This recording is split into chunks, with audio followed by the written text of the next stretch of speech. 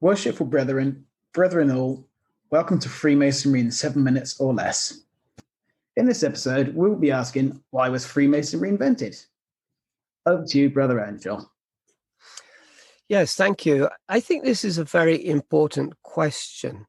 To understand Freemasonry correctly, I think we have to put it in situ and look at the historical background to the situation.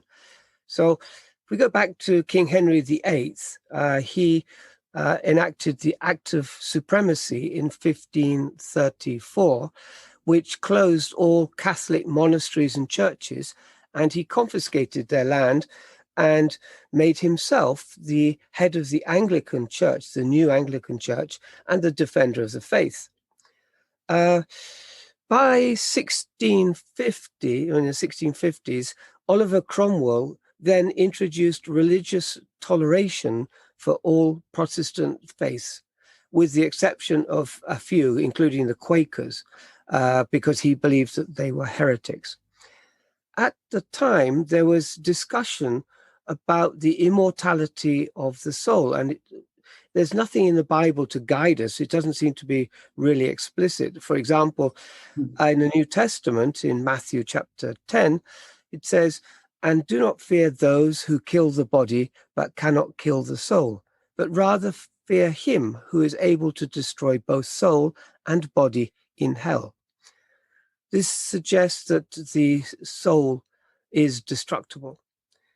So what happened was there was much theological debate about this, and they ended up with 4 different scenarios.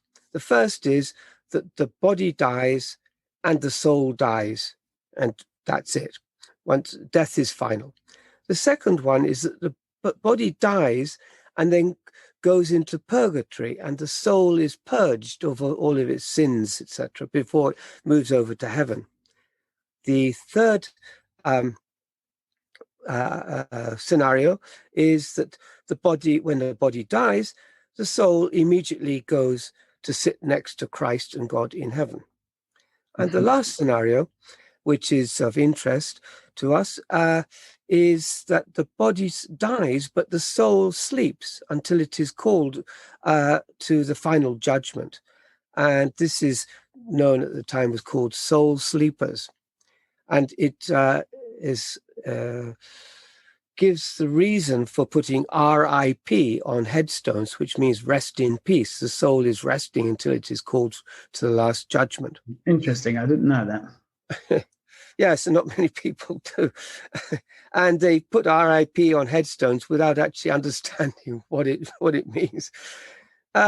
So there was 2 people who caused a scandal at that time. One is a person called Henry Layton, and he published 2 publications, which were actually firstly a series of pamphlets published between 1692 and 1704, where he negated the concept of the immortality of the soul. And this became a cause célèbre, if you can call it that. And it was debated on and argued on for a long time before the beginning of Freemasonry.